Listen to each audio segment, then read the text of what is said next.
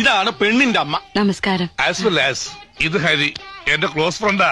ഞാൻ മണവാളൻ. മോളെ വിളിക്കാൻ ഞാൻ. ആ നടുക്കിരിക്കുന്ന ആളാ മണവാളൻ. ഒന്ന് പോന്നേ. എനിക്കൊന്നും വേണ്ട ചെക്കനെ. എന്താ നമുക്കും ഇല്ലേ മോളെ കുറവുകള്? അവന്റെ മുഖം ഇത്തിരി കോടിയിരിക്കുന്നു പറഞ്ഞു. ഇത് തന്നെ അമ്മ 10 ലക്ഷം ഓഫർ ചെയ്തിട്ട് കിട്ടിയതാ. ചുമ്മാ കൂടെ കൊണ്ട് കിടക്ക. ഇവൻ തന്നെ ധാരാളോ. മോള് ചെല്ല്. ദാ.